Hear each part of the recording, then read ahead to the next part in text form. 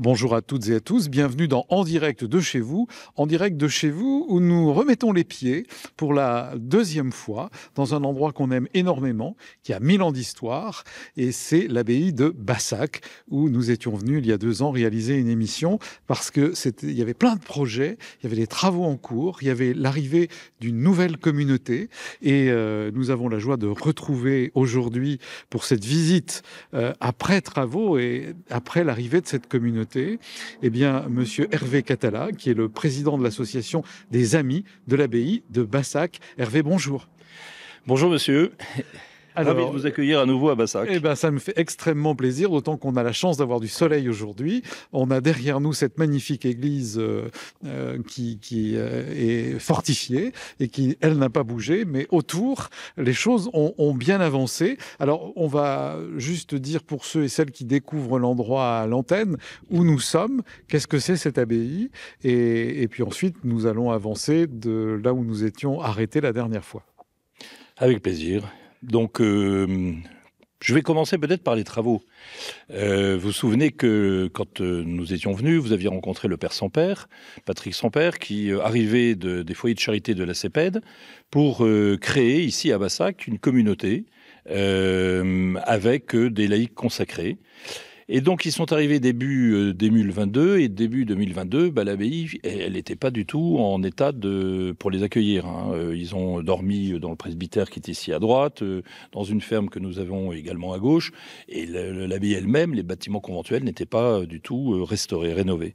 Et donc, la première chose que nous avons fait, c'était de lancer des travaux d'aménagement intérieur. On verra tout à l'heure le résultat. Et donc, l'aile Est a été totalement rénovée. L'aile Est, où d'ailleurs les missionnaires de Sainte-Thérèse logeaient. Donc, on a refait en fait ces chambres et ces petites salles de bain pour leur permettre d'accueillir au sein de leur communauté des invités, puisque la tradition de cette communauté, c'est l'accueil.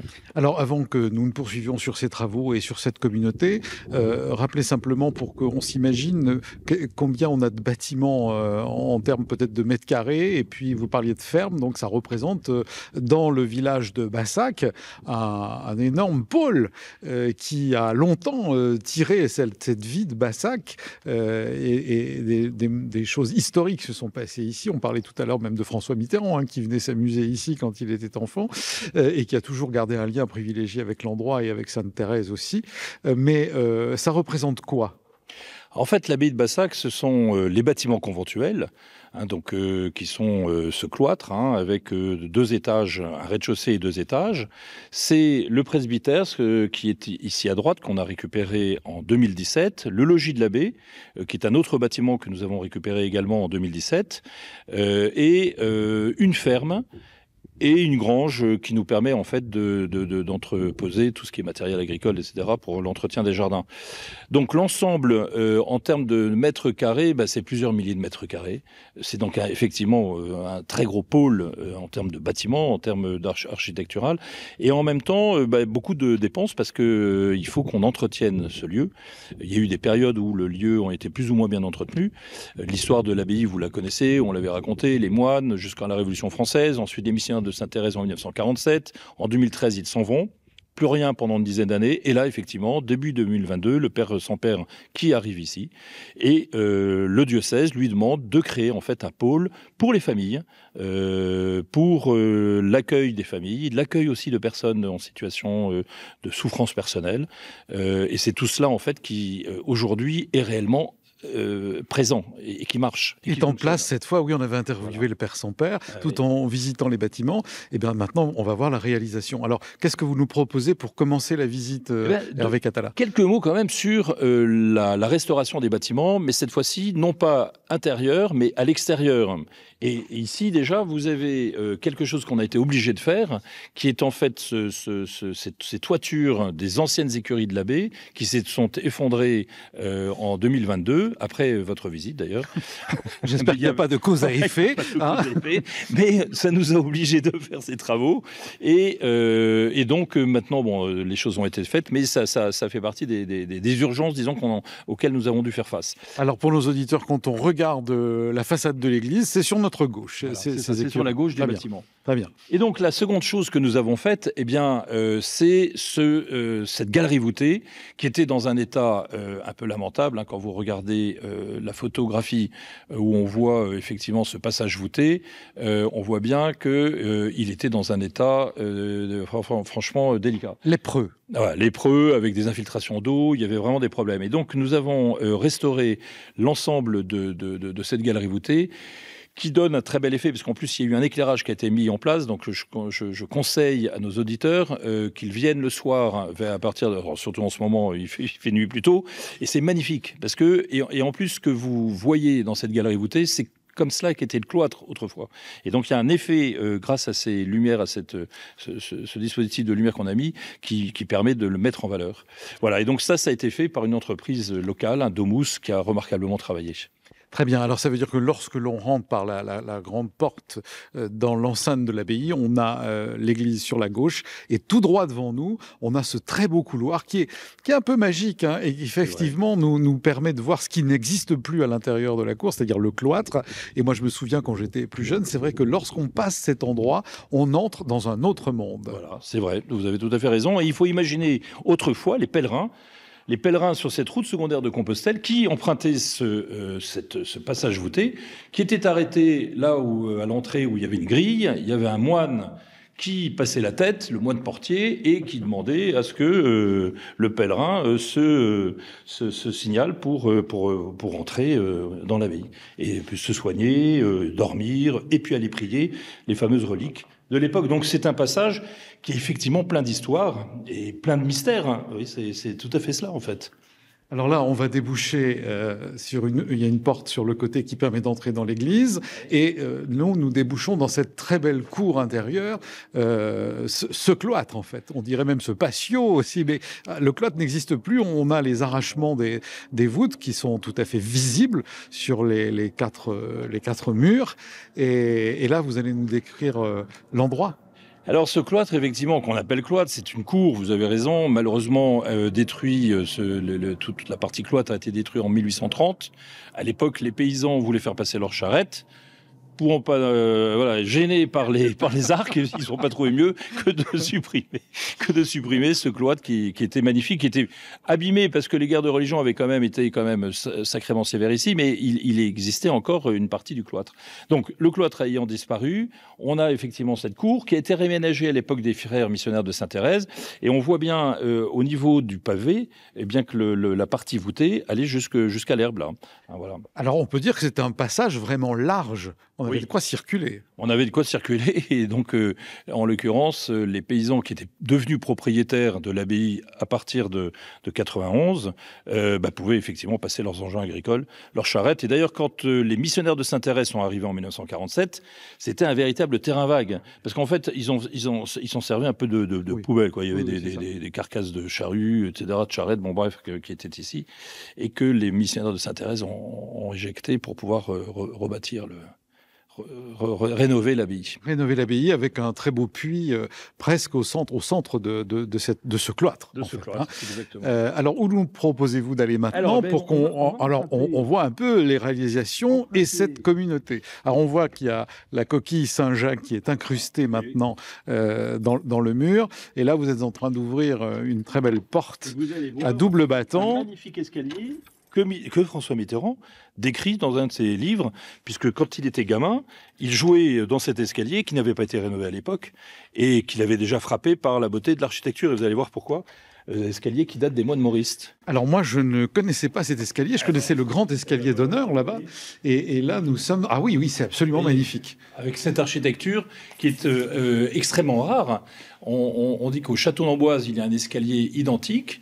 Et on voit bien à travers l'architecture le talent d'architectes des moines mauristes, hein, qui ont refait complètement cette partie-là à la fin du XVIIe siècle. Alors il y a un très très beau travail de restauration qui a été fait de cet escalier en pierre avec des marches très hautes, très larges. C'est très agréable. À l'époque des missionnaires de Sainte-Thérèse, je crois dans les années 70, cet escalier, donc 1970, donc effectivement, qui permet d'accéder au premier étage. Et là, pour répondre à votre question, vous allez voir maintenant non plus les travaux extérieurs que nous avons engagés, mais les travaux intérieurs, puisque en fait, c'est à ce premier étage et au deuxième étage, dans cette partie ouest de l'abbaye, que nous allons faire des chambres, des dortoirs, des petits dortoirs.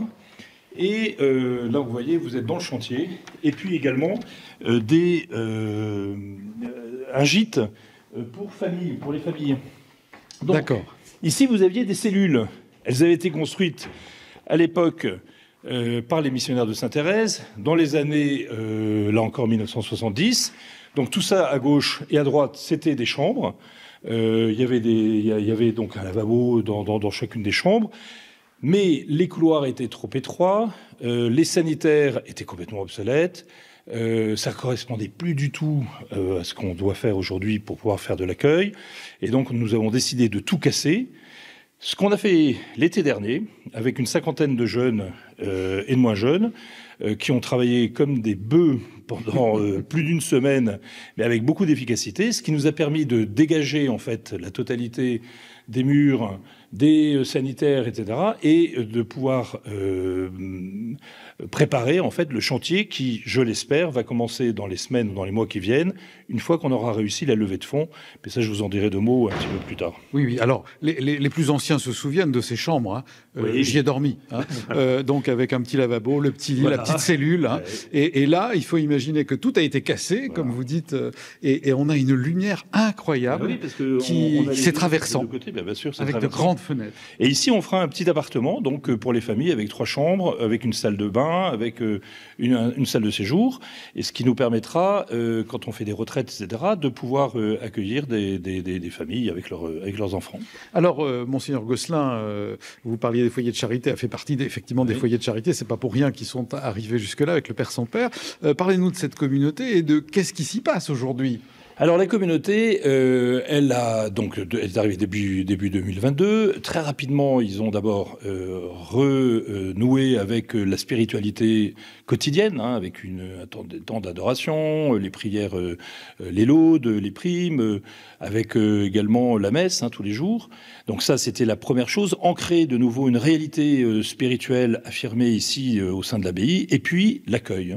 Alors l'accueil différent, hein, depuis 2 ans, en fait, cette communauté accueille déjà des personnes en souffrance. C'est un peu comme un lieu passerelle, Bassac, c'est devenu cela, c'est-à-dire des gens qui ont eu soit un burn-out, soit qui sentent qu'ils vont aller très mal, et ils viennent ici. Ils sont pas en phase médicalisée, mais ils viennent ici pour se reposer. Et se reposer avec un accompagnement spirituel, s'ils le souhaitent, qui est effectué par le Père sans Père. Et puis, ils vivent en communauté. Donc, ils ne sont pas tout seuls. Ils peuvent se parler, ils peuvent parler. Et on a vraiment de très beaux témoignages de personnes qui ont passé par Bassac depuis 2 ans et qui ont été touchés par ce qu'ils ont reçu ici. Chrétien ou pas chrétien? Chrétien ou pas chrétien, exactement. Ça, c'est au choix des personnes. Ensuite, vous avez un accueil plus individualisé. Alors là, c'est des personnes qui vont, par exemple, faire une retraite, qui veulent avoir un accompagnateur spirituel pendant quelques temps, qui veulent se reposer. Et donc, ils viennent 1 semaine, 3 jours, 15 jours. Hein, on a des personnes en ce moment qui sont là. Et de la même façon, et qui vont très bien, mais simplement, ils font une pause, dans un break, dans leur existence. Et puis, on a aussi des jeunes qui viennent réviser leurs examens, qui ont envie d'aller à la messe, qui ont envie de se dire je profite de ces révisions pour peut-être réapprofondir un peu le sens de ma vie et puis ma foi. Voilà. Et ça, c'est effectivement encore quelque chose de nouveau. Et puis enfin, beaucoup de bénévoles qui passent ici, qui viennent donner un coup de main à la communauté, puisqu'en fait, il y a des retraites, il y a des dîners, il y a des soirées messieurs, il y a des journées de formation. Et tout ça s'est organisé avec les amis de l'abbaye de Bassac, avec le groupe Mission. Il y a un petit groupe qui épaule complètement la communauté sur toute la dimension spirituelle. Et puis l'association des amis de l'abbaye de Bassac, que je préside, qui est là plutôt pour la partie accompagnement matériel, faire la cuisine. L'intendance. L'intendance, voilà, mais qui est capitale. Hein. C'est capital. De Marthe et Marie, hein, donc il faut les deux. Hein. Et alors, ils sont où? Ils ne sont pas dans ces salles-là qui sont en devenir? Alors, ils ne sont pas dans ces salles-là, mais on peut passer peut-être, si vous le souhaitez, à moins qu'on monte peut-être au deuxième étage. Comme ça, vous allez voir la même chose, mais au deuxième étage, c'est encore plus impressionnant. Bien. Vous allez voir les toitures. Et alors, ce qui sera bien pendant qu'on déambule et que l'on monte à l'étage supérieur, c'est que vous nous disiez, ça a été... Comment dire, toute une histoire et tout un chantier pour arriver à reprendre en main cette abbaye, à créer votre association, etc. Vous parliez de financement tout à l'heure. Dites-nous 2 mots sur toutes ces choses-là. Et comment, parce que moi je vois que finalement ça fonctionne et on en est ravis, mais ça se fait au prix de beaucoup de travail et de communication. Notamment. Communication, engagement collectif, hein, on a une superbe équipe qui est à nos côtés pour faire tout ce qu'on est en train de faire, avec des compétences, des gens comme Dominique Lavena pour les travaux, Patrice Pinet pour la levée de fonds. On a maintenant quelqu'un qui nous aide pour la communication, Julia Jacan. Il y a donc beaucoup de compétences et de savoir-faire. Et donc, effectivement, quand on voit ça, on est un peu impressionné parce qu'on se dit que c'est énorme, hein, tout ce qu'il y a à faire. Et puis vous avez la même chose de l'autre côté. Hein. On est chez Mansart. On est sous la toiture. Ouais, on est sous la toiture. Et on a des ardoises et on a les petites fenêtres qui donnent sur le paysage. Et puis effectivement, vous avez eu raison de casser tout ça parce que même moi, là, pour vous interviewer, on n'est pas dans le couloir initial, on est dans une des cellules, mais il n'y a plus de cloison. Regardez comment il était le couloir. Ah oui, c'était vraiment petit. Et il était tellement étroit qu'on ne pouvait pas de toute façon les conserver. Ça n'avait pas été fait pour cela. Donc, quand on voit cela, effectivement, ça coûte de l'argent, parce que ces 2 étages de l'aile ouest, ça va représenter un investissement en termes de travaux de 480 000 €. Donc, nous venons de lancer, nous sommes actuellement en train de lancer la levée de fonds. Il va y avoir 1 millier d'amis charentais qui vont recevoir un courrier prochainement pour leur expliquer tout le projet en détail. Et en parallèle, on est très heureux que RCF puisse être aujourd'hui là, parce que vous nous accompagnez dans notre effort et on vous en est vraiment gré. Et puis, je vais contacter aussi d'autres journaux pour leur montrer ce qu'on est en train de vouloir faire. Alors effectivement, c'est le fruit d'une équipe, c'est le fruit de travail collectif, comme je vous le disais, avec des personnes qui sont compétentes, qui sont superbes, hein, qui nous aident vraiment. Et puis aussi tous ces bénévoles, puisqu'en fait, il y a une partie des travaux qui est faite par les bénévoles. Hein, tout ça, ça a été fait. Voilà. C'était déjà le cas là, il y a 2 ans. C'était le cas il y a 2 ans. Et vous aviez même reçu un lot de peinture par une entreprise d'Angoulême qui vous avait donné. Voilà. Exactement. Mécénat d'entreprise. Unicalo qui nous avait donné ces peintures. Placoplate qui nous avait donné des plaques et on va recommencer, puisqu'on va devoir refaire la même chose, redessiner complètement cet espace. Alors, si on veut vous aider, on fait comment? Alors, si on veut nous aider, c'est très simple. On a un site internet. Il suffit de cliquer Abbaye de Bassac et sur le site internet, il y a toutes les coordonnées pour soit faire des chèques, soit payer par virement. Et l'association diocésaine, le site de l'association diocésaine, hein, il suffit d'aller sur le site du diocèse. Il y a donc un onglet chantier de Bassac. Il suffit d'aller dessus. On rentre dans les différentes fenêtres, c'est très simple, et on peut directement faire son don, qui va recevoir un reçu fiscal, puisque l'association diocésaine émet ce reçu fiscal, compte tenu du fait que c'est un chantier pour le diocèse, pour la mission du diocèse. Donc ça donne lieu à une réduction d'impôt. Une réduction d'impôt de 66%. Vous faites un don de 100 et ça vous coûte en fait à la fin 44, puisque l'État vous fait un crédit d'impôt. Voilà, donc c'est quand même pas 44, 34. C'est donc à la fin très intéressant. Voilà, alors ça c'est là on est en train de rentrer dans un couloir qui va être refait également. Hein. Ça fait partie donc des travaux qu'on a l'intention de faire. Donc la rénovation de toutes ces chambres. Hein.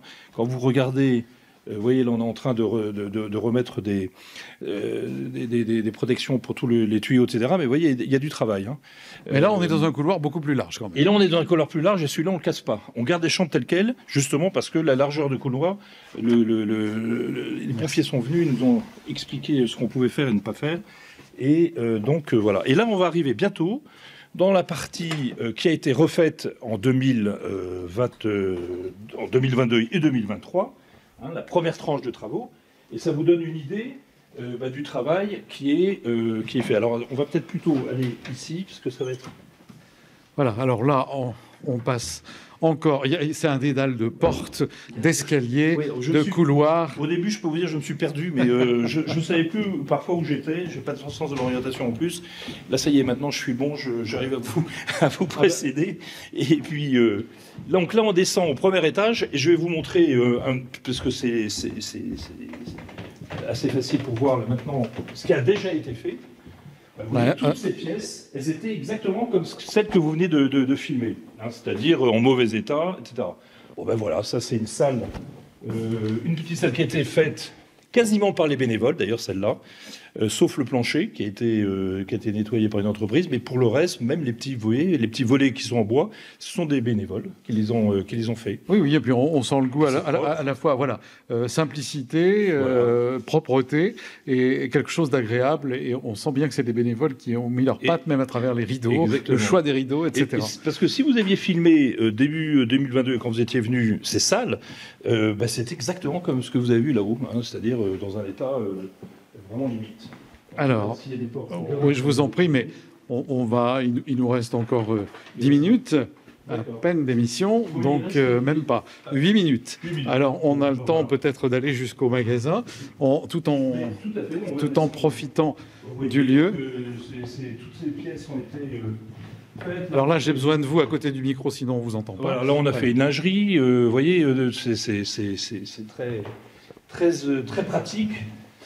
Alors, il y a combien de personnes qui font partie de la communauté avec le Père Saint-Père? Aujourd'hui, les effectifs sont en fonction de ce qui se passe aussi à la CEPED, hein, puisque cette communauté est issue des foyers de la CEPED, qui est située près d'Agen.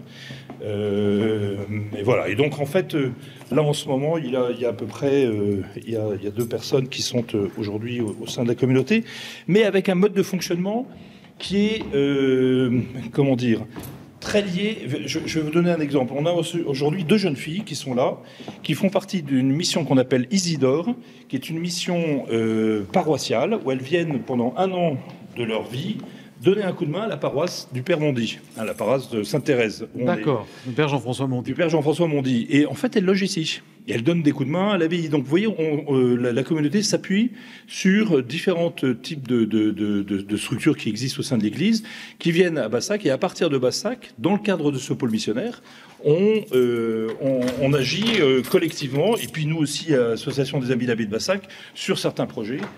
On ressort par... Alors, ça veut dire que si nous venons en retraite ici, oui. On est...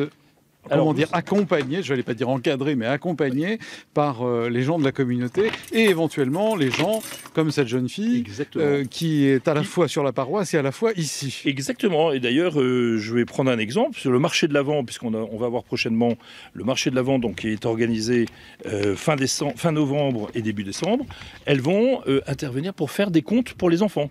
Vous voyez, elles font partie de l'organisation et et je trouve que c'est très, très astucieux parce que ça veut dire que notre projet, c'est un peu un pari bénédictin. C'est-à-dire qu'en fait, on fait revivre une abbaye, non pas au XVIIIe siècle avec des moines bénédictins, ils sont plus là, malheureusement, ils sont partis, mais avec un mode de fonctionnement où il y a un ancrage sur le territoire, il y a un appui sur des associations, sur des forces existantes, en l'occurrence l'association des Amis de l'Abbaye de Bassac, ces jeunes filles là, Isidore, et puis il y a aussi des initiatives nouvelles. Il y a eu la création d'un collège ici dans le presbytère, là justement, donc il y a des nouvelles familles qui viennent, et donc cette abbaye, elle vit de manière, j'allais dire, multidimensionnelle, quoi. Il y a plusieurs, et c'est assez intéressant. Moi j'avoue que je découvre aussi ça, je referme du coup la porte, vous voyez, je suis un peu le... Alors On va dire que cette abbaye reprend vie dans l'intuition initiale des moines avec la vie d'aujourd'hui. C'est exactement ça. Vous avez tout résumé, là, très bien. Voilà, vous avez une belle synthèse.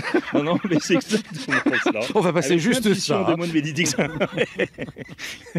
Non, mais c'est exactement cela. Et je reconnais que c'est pour nous très intéressant parce qu'on voit petit à petit se greffer de nouvelles activités, de nouvelles initiatives qu'on n'avait pas vues arriver et qui viennent donner du sens à l'action générale de cette communauté ici. Et voilà. Et donc ça se passe très bien. En plus, on s'entend très bien. Il y a vraiment une belle ambiance. Et d'ailleurs, ça explique ceci. Ce marché de l'Avent, par exemple, vous n'imaginez pas le nombre de gens qui travaillent sur ce marché pour que ce soit une réussite. Alors, c'est quand le marché de l'Avent pour ceux qui vont écouter l'émission? Parce que là, on va rentrer dans la boutique librairie et qui est ouverte. Et on va rencontrer Elisabeth Lafontaine, d'ailleurs. Voilà, qui est une de nos bénévoles, fidèle bénévole, qui est ici... qui tient l'abbaye comme tous les bénévoles l'après-midi, toutes les après-midi à partir du mercredi jusqu'au dimanche inclus. Bibliothèque, librairie, boutique qui a un gros succès. Il y a beaucoup de gens qui viennent ici, qui passent ici, qui viennent acheter des articles religieux, des bouquins, des produits... du pinot, des spiritueux, il y a tout. Il y a des savons, bon bref. C'est assez complet. Alors, pour revenir à votre question, le marché, c'est le 29, 30 novembre et 1er décembre, donc dans quelques jours. On a 35 artisans d'art qui viennent, 35, on en avait 29 je crois l'année dernière, donc chaque année ça augmente. L'année dernière il y avait eu une très grosse affluence, on s'attend à ce qu'il y ait beaucoup plus encore de monde cette année compte tenu de la qualité de tout ce qu'on a préparé, etc. Et pour nous, c'est un très grand moment parce que viennent ici des chrétiens, mais aussi des non-chrétiens. Et ils sont touchés par le lieu. Et comme beaucoup de personnes qui viennent ici à l'abbaye. Alors ça me fait une très belle transition parce que j'ai devant moi donc justement Elisabeth Lafontaine qui a été touchée il y a très longtemps par ce lieu. Bonjour Elisabeth. Bonjour. Alors votre rôle ici, vous faites partie des bénévoles de l'association des Amis de l'abbaye de Bassac. Oui, c'est ça. Oui, les bénévoles, oui. Pour le magasin, essentiellement. Alors, vous tenez le magasin, mais vous me disiez en préparant l'émission que votre histoire commence depuis beaucoup plus longtemps dans cet endroit. Depuis la veille et l'avant-veille de notre mariage avec mon mari, où nous sommes venus nous réfugier 2 jours à l'abbaye. Et nous avons rencontré frère Gilbert Larsonneur et nous avons été touchés par ce lieu. Et même, je suis venue pour la retraite de ma profession de foi. J'avais 12 ans. Et j'étais dans le magasin et c'est déjà le lieu m'a touché ce temps de retraite. Bien, et aujourd'hui vous êtes aux commandes de ce magasin pendant un certain temps et aussi pendant ce marché de l'Avent. Alors aux commandes participantes et dans la joie d'être dans ce magasin pour accueillir tous les visiteurs qui sont, comme disait Hervé, touchés par le lieu. Vraiment, j'ai des témoignages extraordinaires. Et voilà. Et donc, la question, c'est... Non, mais c'était ça, c'était savoir... Enfin, c'était votre histoire un peu dans le lieu, c'était donner un peu de chair à cet endroit. Et comme vous l'avez si bien dit à l'instant et que vous m'aviez dit en préparant l'émission, vous êtes témoin de ce que les gens vivent quand ils viennent ici. Ils n'en sortent pas comme ils y sont rentrés. Oui. Voilà. Alors, Hervé, le mot de la fin, parce que nous avons terminé l'émission. Le mot de la fin, c'est d'abord la joie qu'on a tous, effectivement, à œuvrer pour cette abbaye, à œuvrer avec cette communauté, à faire en sorte qu'on a l'impression de faire quelque chose pour le bien commun. Et c'est vrai que, vous l'avez dit à un moment donné, on a beaucoup d'énergie, beaucoup d'implication les uns les autres, d'engagement dans cette affaire, mais c'est un plaisir extraordinaire. Je lisais quelque part un rapport sur le bénévolat et je voyais que à peu près un tiers des Français sont engagés dans des associations, comme nous le sommes ici, et en campagne, c'est 43%. Je trouve que l'abbaye de Bassac, c'est exactement cela. En tout cas, pour l'abbaye de Bassac, pour l'association des Amis de l'abbaye de Bassac, être bénévole, ici, ça a beaucoup de sens et on est vraiment heureux de pouvoir le faire. Merci d'avoir partagé ce moment avec vous. Longue vie à l'abbaye de Bassac et aux amis de l'abbaye de Bassac et à la communauté, à tous les gens qui passeront ici et qui continuent à travers les siècles à faire vivre cet endroit et lui-même à vous donner. Merci Hervé, merci Elisabeth. Merci beaucoup. Merci pour de RC. Je vous en prie. Voilà. Je vous en prie. Et moi je vous dis à la semaine prochaine pour une autre émission d'En Direct de chez vous.